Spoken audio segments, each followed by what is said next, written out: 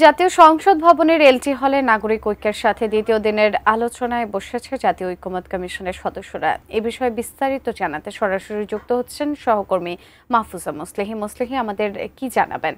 মেরামত বা রাষ্ট্র সংস্কারে ঐক্যমত্য গড়তেই মূলত এলডি হলে আজকে জাতীয় ঐক্যমত্য যে কমিশন তারা আসলে নাগরিক ঐক্যের সঙ্গে বৈঠকে বসেছে এবং আমরা জানি যে এর আগে মূলত 30টি দলের সঙ্গে তারা এরকম আলোচনায় কথা বলেছে এবং তাদের মতামত নিয়েছে। আজ কিন্তু নাগরিক ঐক্য কিন্তু দ্বিতীয় দিনের মতোই বসেছে এবং সকালে 10:15টার পরপরই এই বৈঠক এলডি হলে অনুষ্ঠিত হয়।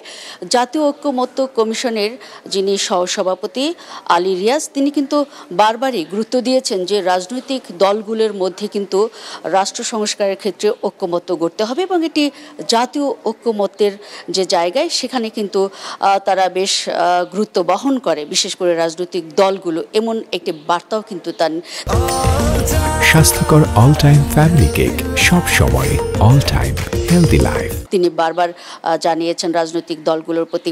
তবে জাতীয় ঐক্যমত্য কমিশন যে তাদের একার কিন্তু এই দায়িত্ব নয় এবং তাদের একার পক্ষে এই দায়িত্ব পালন করা সম্ভব নয় বলেও তিনি যে আহ্বান জানিয়েছেন বিভিন্ন রাজনৈতিক দলগুলোর প্রতি, সেটি হচ্ছে রাজনৈতিক দলের ভিন্ন ভিন্ন আদর্শ থাকবে, তবে সব ক্ষেত্রেই কিন্তু তারা ঐক্যমত্য গড়ার জন্য এই মুহূর্তের যে বাংলাদেশের পরিস্থিতি সেখানে কিন্তু আলাদা আলাদাভাবে পারস্পরিক যেই আলোচনা সেটি কিন্তু চালিয়ে যাবেন, এমন একটি আহ্বানও তিনি রেখেছেন।